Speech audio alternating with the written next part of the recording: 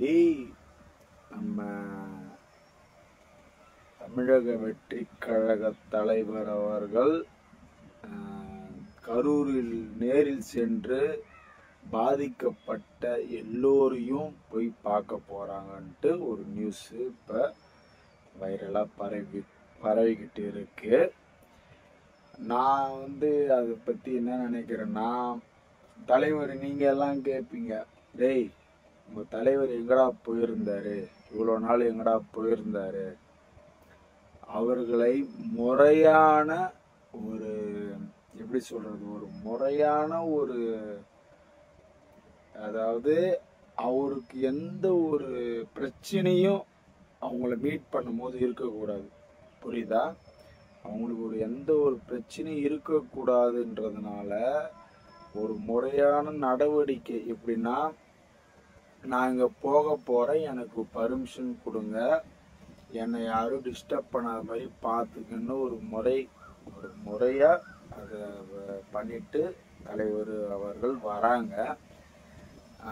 எனக்கு அதில் என்ன ஒரு எப்படி சொல்கிறது, எனக்கு ஒரு மன திருப்தி இப்போ. ஏன்னா எல்லோரிடமும் எங்கள் தலைவர் ரொம்ப ஒரு மன கஷ்டத்தை அனுபவிச்சாங்க. ஏற்கனவே இந்த 41 பேர் இழந்ததே அவரால் ஜீர்ணிக்க முடியல. ஆனால் அது நீங்கள் கேட்பீங்க, அது உனக்கு தெரியுமாடாது, அவர் 41 பேரை இழந்துட்டு அவர் ஜீர்ணிக்க முடியலன்னு உன்கிட்ட சொன்னாரா, நீ அதை நேரில் பார்த்தியான்னு கேட்பீங்க. உண்மையாக சொல்கிறேங்க, நீங்கள் எவ்வளோ பெரிய ஒரு எப்படி சொல்கிறது, ஒரு மன ரீதியாக ஒரு தைரியமாக இருந்து பாருங்க. ஆனால் ஏதோ ஒரு எமோஷ்னல் உங்களை ரொம்ப ஆழ்ந்து உங்களை தூக்கிட்டு போயிடும். அது முடியாது, அதுலேருந்து நீங்கள் மீளே முடியாது. அது நிறைய பேர் நினைப்பீங்க லவ் ஃபெயிலியர் அப்படிலாம். இந்த மாதிரிலாம் ஒரு உயிர், நம்மளை பார்க்க வந்த ஒரு உயிர் அது போயிடுச்சு. ஏன்னா இப்போ தலைவர் அவர்கள் பார்க்க இப்போ எல்லாருமே சொன்னாங்க, டிவிக்கே தான் எல்லாத்துக்கும் காரணம், டிவிக்கே தான். டிவிக்கு பாருங்க, அவருக்கு அரசியலே பண்ண தெரியல, இதெல்லாம் ஒரு பொலிட்டிஷியனுக்கு ஒரு அறிகுறியே கிடையாது அப்படின்ட்டு எவ்வளோ பேர் சொன்னாங்க. பட் ஆனால் இருந்தாலும் தலைவர் அவர்கள் இன்னைய வரைக்குமே அந்த சலசலப்புக்கெல்லாம் எல்லாத்துக்கும் ஒரு விடையா இப்போ 13ஆம் தேதி வரப்போறாங்க. நீங்க தொண்டர்கள் எல்லோருமே அவரை நீங்க அவருக்கு ஆதரவு நீங்க கொடுக்கணும். 2026 ஏங்க நிறைய சம்பாதிச்சிட்டாருங்க அந்த மனுஷன், நிறைய சம்பாதிச்சிட்டாரு தாங்க. அதனால இப்ப அரசியலுக்கு சம்பாதிக்கணும்னு ஒரு அவசியமே இல்லைங்க. அவர் ஒரு 2 படம் பண்ணாருன்னா வச்சுங்க, வருஷத்துல 500 கோடி எடுத்துட்டு போய்கிட்டே இருப்பாருங்க நம்ம தளபதி. புரியுதா? நல்லா புரிஞ்சுக்கணும். நம்ம எல்லோரும் மாதிரியும் நம்மளும் பேசக்கூடாது.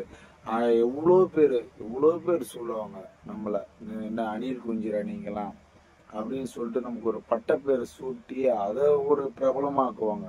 எவ்வளோ வேணா ஆகிட்டு போட்டோம், என் தலைவனுக்காக நான் இருப்பேங்க. உண்மையாக சொல்கிறேன், என் தலைவனுக்காக நான் இருப்பேன்.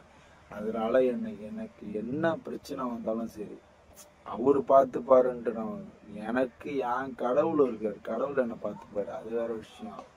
ஆனால் அவருக்காக நான் இருக்கிறேன்றத நான் இந்த இடத்துல பதிவு செய்ய விரும்புகிறேங்க. ஏன்னா அது மட்டும் இல்லாமல் எப்படி சொல்கிறது, ஒரு இப்போ சோசியல் மீடியாவில் இப்போ நான் பார்த்தேன், என்னங்க அவரு இந்த பேக்கை தூக்கிட்டு போறாரு, இந்த பேக்கில் என்ன கூலிக்கு வச்சிருக்காரா அப்படின்ட்டு அப்படிலாம் கேட்கும்போது எனக்கு ஒரு மன கஷ்டம். என்னன்னா, இன்னுமே நீங்கள் ஒரு மெச்சூர் பர்சனாக இல்லாமல் இருக்கீங்களே. அந்த லேடி சொல்கிறேன் நான், ஒரு மெச்சூர் பர்சன்னா ஒரு பெண்ணுக்கு ஒரு தாயாக இருக்கலாம், அவங்க தாயாக இருக்கலாம், இன்னும் ஒரு சிஸ்டராக இருக்கலாம். அவங்க ஒரு தலைவர், ஒரு நடிகர், கூத்தாடி சொல்றீங்களா, ஒரு உண்மையா சொல்ற, அவரை ரசிச்சிருப்பீங்களே, யாரா இருந்தாலும் ஒரு கூத்தாடி ரசிச்சிருப்பீங்களா. அவங்க நமக்காக தானே பண்றாங்க. என்னப்பா இல்லப்பா அதெல்லாம் இல்லப்பா, காசுக்காக பண்றாங்கப்பா அப்படின்னு நீங்க சொல்லலாம் என்கிட்ட. நீங்க காசுக்காக பண்ணாலும் உங்களை சிரிக்க வைக்கிறாங்கல்ல, அதை யோசிக்கணும்ல. இப்போ என்கிட்ட சொன்னார் ஒருத்தர், ஒரு ப்ரோ எனக்கு கமெண்ட் பண்ணியிருந்தார் நான் ஒரு வீடியோ போட்டதுக்கு, என்னடா உங்க ஆள் என்ன சும்மாவா நடிக்கிறார் படம்லாம், உங்களை சும்மா என்டர்டைன்மெண்ட் பண்ணாரு சொன்னீங்க, சும்மாவோட உங்களுக்கு படம் பண்றாரு கேட்டாங்க. சும்மா படம் பண்ணலதான் 200 கோடி 200 கோடி கொடுத்து தான் படம் பண்றாங்க. ஓகேவா, 200 கோடி அவங்களுக்கு சம்பளம் தான் கொடுக்குறாங்க, ஒன்றும் பிரச்சனை இல்லை. அதுக்குரிய உழைப்பு அவரு போடுறாருல. எவ்வளவு காயங்கள் கண்டிருப்பான், காயங்கள் எத்தனையோ கண்டிருப்பான் தலைவன், சோகங்கள் எத்தனையோ கண்டிருப்பான் தலைவன். உண்மையா சொல்றான், ஒரு தலைவனுக்குரிய ஒரு அறிகுறி சத்தியமா சொல்றான். தளபதி வந்து ஒரு இப்போ இருக்கு அவர்கிட்ட, இல்லாம இல்ல, அவர்கிட்ட தலைமை பண்பு இருக்கு. நீங்க நிறைய பேர் இல்லைன்னு சொல்லிட்டு அதை ஒரு வீடியோ போட்டு அதுக்கு ஒரு அப்படியே வைரல் ஹேஷ்டேக் கொடுத்து போட்டுக்கிறாங்க, தளபதி சரியில்லைன்ட்டு. வாய்ப்பே இல்லைங்க. தளபதியை வந்து மிஞ்சறதுக்கு இந்த உலகில் உண்மையா சொல்றான், உச்சத்தில் இருக்கும் ஒருத்தன் தன்னை தாழ்த்தி கொண்டு இவ்வளோ பேர் அவரை வந்து இது பண்ணியும், இவ்வளோ பேர் அவரை அசிங்கப்படுத்தியும், இவ்வளோ தூரம் இன்னும் நான் இங்கே தான் இருப்பேன், நான் தோத்தே போனாலும் நான் இங்கே அரசியலில் தான் இருப்பேன்ற சொல்கிற ஒரு தலைவர் கிடைக்கிறது ரொம்ப ஒரு கஷ்டம்.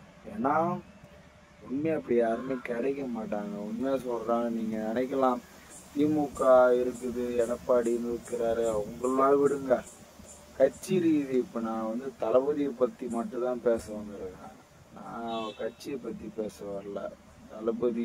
தளபதி வருகைக்குரிய ஒரு இதை சொல்கிறேன். கண்டிப்பாக தாவேக்கு வந்து 2026 இப்போ இருக்கிறவங்களுக்கு எல்லோருக்கும் ஒரு பயம் என்னவென்றால், இவங்க வந்து எல்லாம் பேசிட்டாங்க ப்ரெஸ் மீட் எல்லாம். ஏங்க, ஒரு நடிகரை பார்க்க வந்த அந்த வைஷ்ணவின்ற ஒரு பொண்ணு வந்து தாவேகளை தான் ஃபர்ஸ்ட் இருந்தாங்க. அவங்க வந்து இப்போ என்ன சொல்றாங்கன்னா, ஒரு தலைவரை பார்க்க வந்த கூட்டம் அது ஓட்டாக மாறும் என்று சொல்ல முடியுமா? 75 ஆண்டுகளாக எங்கள் ஐயா திமுகவில் இருக்கின்றார்கள், இவ்வளவு ஆட்சி செய்திருக்கிறார்கள், அவர்களுக்கு இருப்பதுதான் தொண்டர்கள். இப்போ நான் ஒரு நடிகரை பார்ப்ப வருபவர்கள் யாரும் தொண்டர் இல்லையாம். தொண்டர் இல்லைன்னு சொல்லிட்டு அவங்க சொல்றாங்க. அவங்க தாவிகளை தான் வந்தாங்க, விஜய்க்கு தான் சப்போர்ட் பண்ணிட்டு இருந்தாங்களே, கொள்கை கோட்பாடு பிடிக்கலையா, அப்ப அங்க இருக்கிற கொள்கைலாம் தரமான கொள்கை போல்து. ஐயோ அம்மா, நல்ல கொள்கை தான் அங்கெல்லாம். 75 வருஷமா எங்க அப்பா காலத்துல இருந்து பார்த்துதான் இருக்கிறோம், எல்லா கொள்கையும் நல்லதான் இருக்குது. பண்ணுங்க, காசு பார்த்துட்டாலே யாரு தம்மா மயங்க மாட்டா சொல்லுங்க. ஒரு ரியாலிட்டி பேசுறேன், காசு பார்த்துட்டா மயங்காத ஆளுங்க யாருங்க? இப்போ என்கிட்ட ஒரு 10 பைசா கிடையாதுன்னு வச்சுக்கியா, என்னை ஒரு ஆளா மதிக்க மாட்டேன்னு சொல்லிட்டு என் கூட பிறந்தவனே சொல்றான், உன்கிட்ட ஒரு காசு இருந்தாதான்டா உன்னை மதிப்பான்றான். டேய், என்னை ஏன்டா அவன் மதிக்கணும்? என்னை மதிக்கே தேவையில்லடா, என்னை மதிக்கே தேவையில்ல. என்ன நான் மதிக்கணும். ஃபர்ஸ்ட் என்ன நான் மதிக்கணும். என்கிட்ட பேச்சு திறமை இருக்கு, எனக்கு கடவுள் கொடுத்த வரம் பேச்சு திறமை என்கிட்ட இருக்கு. அதை வச்சு நான் போயிடுச்சு போட்டேன், என்ன அவனும் மதிக்க தேவையில்ல. ஓகேவா, எங்க அண்ணனுக்கு சொல்றேன் இதை. ஏன்னா எல்லாருமே வந்து கேவலம், உன்னெல்லாம் யாரா மதிப்பான்னு என்ன கேட்டாங்க. நான் உண்மையா சொல்றேன், நான் இன்னைய வரைக்கும் சரி, ஒரு சேனல் ஸ்டார்ட் பண்ணும்போது என்ன எவ்வளோ பேர் அகென்ஸ்டா வந்தாங்க, எனக்கு எவ்வளோ பேர். உண்மையா சொல்றேன், இப்போ விஜய் வந்து ஒரு படத்தை ஃபர்ஸ்ட் படம் பண்ணும்போது அவர் எவ்வளோ பேர் எதிர்த்தாங்கன்றது நீங்க யூடியூப்ல போட்டு பார்த்தீங்கன்னா, குறைஞ்சது எனக்கு தெரிஞ்ச வரைக்கும் ஒரு எப்படி சொல்றது, உலகமே அவரை எதிர்த்துச்சு. இவரெல்லாம் வரமாட்டாரா, இவரெல்லாம் ஒரு நடிகர்லாம் சொல்லிட்டு இருக்காதீங்க, நீங்க வேற ஒண்ணுன்ட்டு. அதுக்கப்புறம் நான் உருவெடுத்து 25 வருஷம் கழிச்சு ஒரு உருவெடுத்து வந்தாரு பாருங்க, அதுதாங்க தளபதி. அவரோட மாதிரி டான்ஸ் யாரால ஆட முடியாது தெரியுமா? மாஸ்டர் பிரபுதேவா அவரு சொல்லுவாரு, விஜய் வந்து மைண்ட் செட்ல யோசிச்சதை விட, நான் யோசிச்சதை விட அதுக்கு மேல ஒரு எஃபர்ட் போட்டு ஆட வருங்க, அவரு மாதிரி யாராலையும் ஆட முடியாதுங்க. அவர் மாதிரி யாரெல்லாம் ஆட முடியாது. நிறைய பேருக்கு விஜய் பிடிக்காம இருக்கலாம், டான்ஸ் எல்லாம் நிறைய பேருக்கு பிடிச்சவங்க இருக்குது. டான்ஸ், அவரோட டான்ஸ் அப்படி இருக்குங்க, உண்மையாக அப்படி இருக்கும், எனக்கே பிடிக்கும். நான் சின்ன சின்ன டான்ஸ்லாம் பண்ணுறலாம், அதெல்லாம் எனக்கு தத்துக்குட்டி, நான் அப்படிதான். ஆனால் விஜய் சார் எனக்கு எப்படி சொல்கிறது, எனக்கு எப்படி சொல்கிறது, எனக்கு வந்து இன்ஸ்பிரேஷன் நிறைய விதத்தில் இருந்திருக்காரு.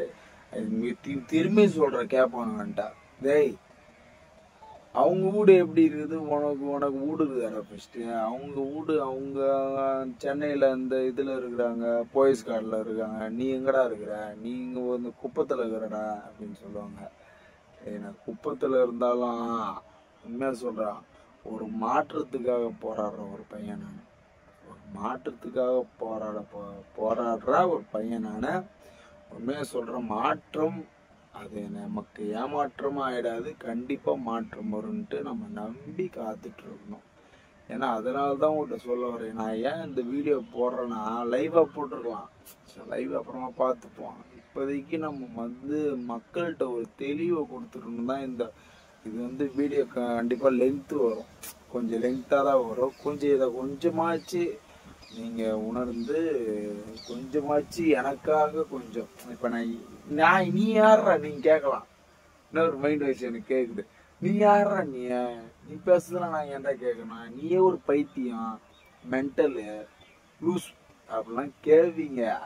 நான் என்ன சொல்கிறேன், நீங்கள் கேளுங்க, எவ்வளோ கேட்டாலுமே சரிங்க. நான் வந்து இதுக்கப்புறம் மக்களுக்காக பயணிக்கலான்னு சொல்லிட்டு இருக்கேன். என்கிட்ட ஒன்றுமே இல்லைங்க, எப்படி சொல்கிறேன், என்கிட்ட ஒன்றுமே இல்லை. நான் சின்ன சின்னதாக சேர்த்து வச்ச அமௌண்ட் இருக்கு. அப்புறம் நான் ஆசையாக வாங்கின இந்த பைக் இருக்குது, பின்னாடி அது மேலே உட்காந்துட்டு தான் பேசிகிட்டு இருக்கேன். அப்புறம் நான் ஆசையாக வாங்கினேன், இப்போ நான் உங்கள்கிட்ட வீடியோ பண்ணிட்டு இருக்கலாம், இந்த மொபைலு இதெல்லாம் நான் இந்த பைக்குக்கு மட்டும்தான் எனக்கு இப்போ கடனே இருக்குது. மற்றபடி எல்லா கடனையும் நான் முடிச்சிட்டேங்க. இன்னும் ஒரு கடன் வச்சுருக்கேங்க, மக்களுக்கு படி செய்கிற கடன். அந்த கடனை எப்படியாவது முடிக்கணும்னு நினைக்கிறேங்க. உண்மையாக சொல்கிறேங்க, மக்களுக்கு பணி செய்யணும்னு ஆசைப்படுறேன். உண்மையாக சொல்கிறேன், அரசியலுக்கு வந்தாரு நீ ஏமாடா, அரசியலுக்கு வந்துட்டியாடா, ஏமாத்த போறியாடா. இப்போ நிறைய பேர் என் ஃப்ரெண்ட்ஸ்லாம் கால் பண்ணாங்க, டிவி கீழே சேர்ந்துட்டியாடா, என்னடா. நான் கேட்டோன்னே வீடியோலாம் போட்டிருக்கேன். நான் வீடியோ அவங்களுக்காக போடல, சின்ன ஒரு ஹேட்டர்ஸ்க்காக போட்டேன் அந்த வீடியோ.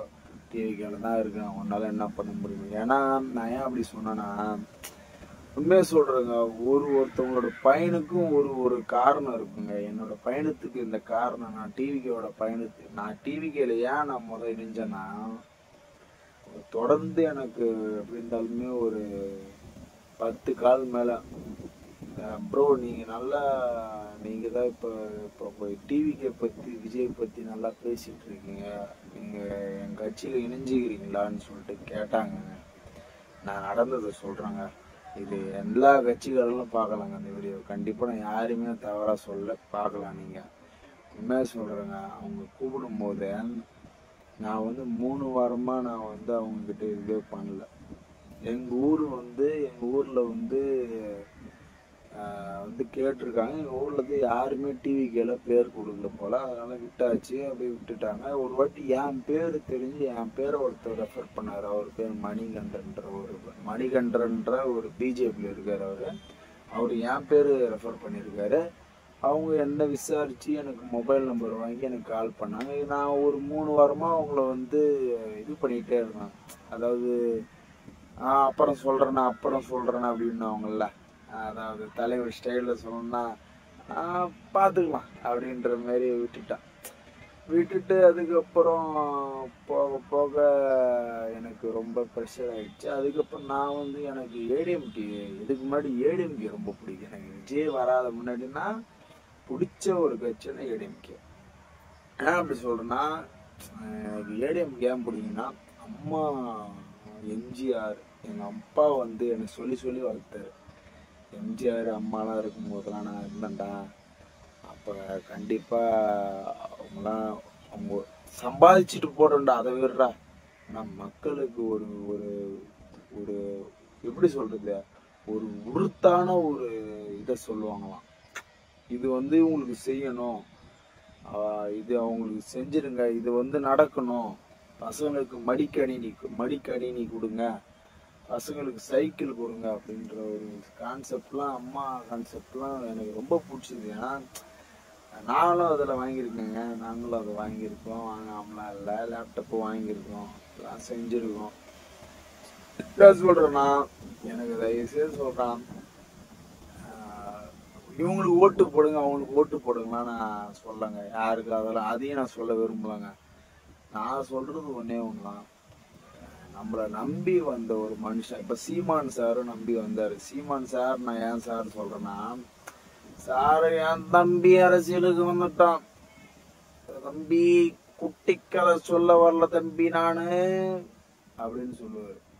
நான் என்ன சொல்கிறேன்னா, ஐயா நீங்க சீமானுன்றது ஒரு 2 வருஷம் முன்னாடி எனக்கு சீமான ரொம்ப பிடிக்கும். அவர் ஸ்பீச்சை கேட்டேன்னு வச்சுக்க, அந்த டைம்ல அப்படியே சொல்லுவார் பாரு, 2 கறி மாட்டு கறி துண்டு அப்படியே புஷ்பா மாதிரி அப்படியே இதை பண்ணிட்டு வாயனை அப்படியே மொறப்பா வாடன்னுவாரு. அதெல்லாம் ரொம்ப பிடிக்கும் எனக்கு. ஒரு நேச்சுரலா பேச, ஒரு பேப்பரை பார்க்காம பேசுறதுலாம் ஒரு கடவுள் கொடுத்த வாரம். அந்த மனுஷனுக்கு பேச்சு திறமைக்குது. ஆனா நடுவில் அவர் போட்டு இது பண்ணிட்டாங்க, அவர் போட்டு டம்மி ஆக்கிட்டாங்க. ஏன்னா மீம்ஸ் போட்டு அவர் அவர் கூலி ஆளு, அவர் வெளிநாட்டுல இருந்து அவருக்கு பணம் அப்படி வருது, அவர் கட்சிக்கு வாங்கிட்டாங்க அப்படின்னு போற அவரு பாவம் அவரே இது பண்ணிட்டாங்க. அவரோட அரசியல் அழகி கொஞ்சம் கம்மி பண்ணிட்டாங்க. ஆனா அவர் இன்னும் அவர் பிடிச்சிட்டு இருக்காரு பார்த்தீங்களா, அதுக்காக நான் அவரை பாராட்டுறேன். ஆனா அது அந்த நான் ஃபுல்லா சொல்ல மாட்டேன் பாருங்க, எனக்கு ஃபுல்லா சொல்லிடுறேன் ஃபர்ஸ்ட். அதிமுக இதுமாரி டிவிக்கு கூட்டாங்க, டிவிக்கு கூப்பிட்டு நான் 3 வாரம் கழிச்சு, அதுக்கு முன்னாடி நான் எதுக்கு அவாய்ட் பண்ணிட்டு இருந்தேன்னு சொல்லிடுறேன். எதுக்கு அவாய்ட் பண்ணேன்னா, ஏடிஎம்கேல நான் சேரலான்னு சொல்லிட்டு இருக்கேன். என்னடா திடீர்னு முன்னாடி இப்படிதான் பிளான்ல இருந்தியா அப்படின்னு கேக்குறீங்களா? ஆமா, ஏடிஎம்கேல சேரலான்னு இருக்கும்போது தான் ஒன்று அனலைஸ் பண்ணி பார்த்தேன். எங்க ஊர் புதுக்கடை, எங்க ஊர் புதுக்கடைங்க, புதுக்கடை ஊராட்சி, புதுக்கடை ஊராட்சி, எங்க ஊர் கடலூர் மாவட்டம். இதில் எப்படின்னா, எங்க ஊர்ல இருந்து அம்மா கட்சியிலேருந்து ஒருத்தவங்க கூட என்கிட்ட ஒரு ஒரு வயசு பையன், நான் எனக்கு 23 வயசு ஆகுது, 22 வயசு ஆகுது, 23 ஆக போகுது ஜனவரி வந்தா. இந்த வயசுல இருக்க எனக்கு ஒரு இளைஞராகினா என்ன எதிர்பார்க்கறனோ அதை அவங்க என்கிட்ட, நான் என்ன நினைச்சேன்னா, அவங்க என்கிட்ட பேசுவாங்க. தம்பி, நான் உங்களுக்காக இந்த ஸ்போர்ட்ஸுக்கு எங்க ஊர்ல கிரவுண்ட் இல்லைங்க, நல்லா கேட்டுக்கோங்க, எல்லா அரசியல்வாதியும் கேளுங்க, எல்லா கட்சிக்காரங்களும் கேளுங்க, எங்க ஊர்ல இன்னை வரைக்கும் ஒரு கிரவுண்டு கிடையாது தெரியுமா? எங்க ஊர்ல இன்னை வரைக்கும் ஒரு கிரவுண்டு கிடையாது பசங்க விளையாடுறதுக்கு. அவங்க ஜென்ரேஷன், இப்ப என் ஜென்ரேஷன், நான் என்னங்க விளையாட போறேன்? சும்மா போயிட்டு நான் போய் நான் டர்ஃப்ல விளையாட்டு போயிடுவேன் நான், தெரியுதா? அடுத்த வர சந்ததியினர்கள், எனக்கு அடுத்து வர சந்ததியினர்கள், என் பிள்ளைகள், என் அண்ணன் பிள்ளைகள், என் மாமா பிள்ளைகள், இவ்வளோ பேர் வாழணும். அவங்களுக்கு ஒரு கிரவுண்டு வேணும். ஓடி ஆடி விளையாடுனா, ஓடி ஆடி விளையாடு பாப்பா அப்படின்னு ஒரு பாட்டே வந்திருக்கு, தெரியுதா? ஓடி ஆடி விளையாடணும். அதுக்காக தான், ஒரு கிரவுண்டுக்காக தான் இன்னைய வரைக்குமே ஒரு கிரவுண்டு, ஒரு வாலிபால் கிரவுண்டு போராடி இவ்வளோ பேர் வந்தாங்க தெரியுமா? வாலிபால் கிரவுண்டில், கோயில் மண்ணில் ஒரு வாலிபால் கிரவுண்டு நாங்கள் விளையாடுறதுக்கு எடுத்துக்கிட்டோம். அது அங்கெல்லாம் இது நெருப்பு மெரிக்க போகிறோம், அங்கெல்லாம் இது பண்ணக்கூடாது அப்படின்ட்டு எவ்வளோ பேர் இருந்தாங்க தெரியுமா? எவன் வந்தாலும் நான் இங்கே தான் கிரவுண்டை போடுவோன்ட்டு கிரவுண்டு வத்தாலான்னு என்ன தெரியுமா நான் பசங்களுக்காக. ஏன்னா நான் எதுக்காக நான் பசங்களை, அடுத்த ஜென்ரேஷன் நல்ல முறையில் வாழணும். இந்த போதை, இந்த மது அதெல்லாம் போகாம நல்ல முறையில் வாழணும். ஃபுல்லா இந்த போதையில அடிக்ட் ஆகுறது அப்பெல்லாம் இருக்கவே கூடாது. ஜஸ்ட் உனக்கு பிடிச்சிருக்கு, உனக்கு முடியலையா குடி, லைட்டா ட்ரிங்க் பண்ணுங்க, மற்றபடி ரொம்ப ட்ரிங்க் பண்ணி அடிக்ட் ஆகிடாதீங்க. ஒரு குடும்பத்தை நீங்க கட்டிட்டு கல்யாணம் பண்ணி வந்த குடும்பத்தை நீங்க தான் காப்பாற்றணும். நீங்க தான் காப்பாற்றணும். அந்த பொண்ணு உங்களை நம்பி வந்துட்டா, நீங்க தான் காப்பாற்றணும். அவங்க திரும்பி அவங்க அப்பா அம்மாலாம் வரமாட்டாங்க, நீங்க தான் காப்பாற்றணும். அதனால என்ன சொல்றேன்னா, அது மாரி என்கிட்ட பேசிட்டு இருந்தாங்க. பேசும்போது ஒரு இளைஞரணி செயலாளர்ல இருந்து யாருமே கடலூர்ல இருந்து எங்கிட்ட பேசவே இல்லை. அதிமுகல இருந்து திமுகலையும் பேசல. அப்ப நீங்க என்ன நினைச்சிட்டு இருக்கீங்க? லாஸ்ட் எலெக்ஷன் டைம்ல உனக்கு நான் 500 ரூபாய் 1000 ரூபாய் கொடுத்து நான் உனக்கு சரக்கு நல்லா ஊத்தி கொடுத்துட்டு அதை உன்னை ஓட்டு போட சொல்லிட்டு எனக்கு வேலை முடிஞ்சு போச்சு. நான் ஏன் உன்னை கூட்டு என் பக்கத்துல வச்சிடணும் அப்படின்னு நினைக்கிறேன். நான் என்னோட இது தெரிஞ்சு அதுக்கப்புறம் பாருங்க, என்னோட இதை தெரிஞ்சு டிவிக்கில இருந்து வந்து கூப்பிட்டு நான் பேசினேன். இந்த மாதிரி தம்பி, நான் ஒன்று சொல்றேன் கோச்சிக்காதீங்க. அவங்க பேசுற அந்த வார்த்தைகளை கரெக்டா கேளுங்க. நான் சொல்றேன், அவரு பேரு ராஜேஷ். அவரு ஒன்றியத்தில் தான் இருக்காரு. சொல்றேன், என்ன சொல்றாரு, இது மாதிரி நாங்க பயணிக்கிறோம். ஃபர்ஸ்ட் எங்க பயணம் பிடிச்சிருந்தா என் கூட சேருங்க, இல்லாட்டி உங்களுக்கு பிடிக்கலன்னா வேணாம். நாங்க பயணிக்கிறோம். அதே மாதிரி நீங்களும் உங்களுக்கு பிடிச்சி நீங்க வந்துட்டீங்கன்னா உங்களுக்கு பிடிச்சவங்க நீங்க பயணிக்கிறத பார்த்து உங்ககிட்ட வரத்துக்கு வாய்ப்பு இருக்குது. உங்க கட்சி நம்ம கட்சியில சேர்றதுக்கு வாய்ப்பு இருக்குன்னு சொன்னாரு. அதே மாதிரி நாங்க பேசணும். பேசி பசங்கள ஒரு 10 பேரா சேர்ந்து இணைந்து புதுக்கடை கிளையை ஓபன் பண்ணி இப்போ நாங்க இன்னும் கொஞ்ச நாள்ல எல்லாத்தையும் ஸ்டார்ட் பண்ணி நாங்க ஆரம்பிக்க போறோம். 2026ல கண்டிப்பா தலைவர் அவர்களை நாங்க முதலமைச்சர் கேண்டிடேட்டா நிறுத்தி அவரை ஜெயிக்க வைக்கிறதுக்குரிய எல்லா ஒரு ஏற்பாடுகளையும் பண்ணுவோம். ஆனா எவ்வளோ பேர் இந்த காலத்துல கொலை நாடாயிட்டு இருக்கு இந்த உலகம். அந்த உலகம்னு சொல்ல முடியாது, உலகம்னு சொல்லிடலாம். ஆமா, தமிழ்நாடு அதை விட கொஞ்சம் அதிகமாகவே இருக்கின்றது. கற்பழிப்பு, பாலியல் தொல்லை, இவ்வளோ எப்படி சொல்றது, இந்த கஞ்சா விற்பனைகள் இவ்வளோ பெருகி கொண்டு இருக்கின்றது. சம்பாதிக்கிறதற்கு வேறு வழி இல்லாமல் இவர்கள் இந்த நிலைமைக்கு தள்ளப்படுகிறார்களா, இல்லாட்டி இது ஒரு சதி கூட்டமா அப்படின்றதே தெரியாம போயிட்டு இருக்கு. கண்டிப்பா இதுக்கெல்லாம் ஒரு தீர்வு வரணும்னா ஒரு புது தலைமை மாற வேண்டும் என்பதே என்னோட கருத்து. கண்டிப்பா நண்பர்களே, நான் ஒண்ணு சொல்றேன். என்னடா அவன் ஒரு வீடியோவுக்காக அப்படி பேசிட்டு போயிட்டானே, இவன் என்ன செய்வானா, இவன் கண்டிப்பா போயிடுவானா, அவன் சும்மா இவன் இப்ப இந்த கட்சியில இருப்பான், அடுத்தது தாவி போயிடுவான் அணில் மாதிரி அப்படின்னு நினைக்காதீங்க. நான் அணில் கிடையாது.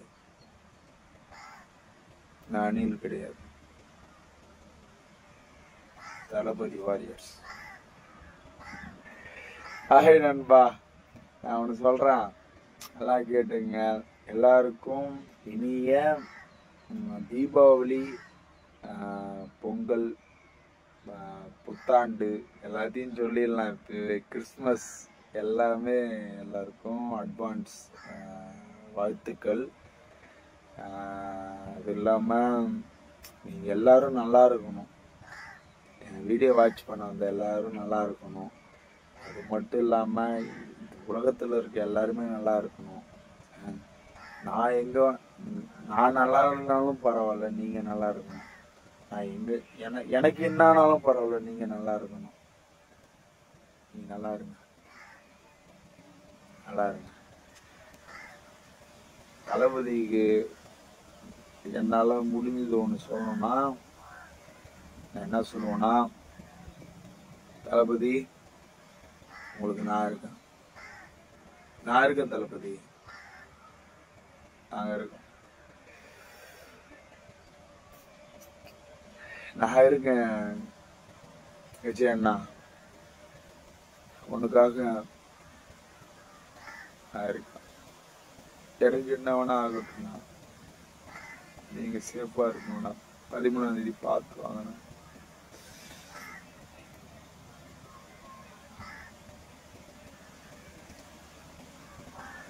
பாய். எனக்கு ஒரு லைட்டா ஃபீல் ஆயிடுச்சு. சரி நான் பாய் பாய் பாய், நான் அப்புறம் பேசுறேன்.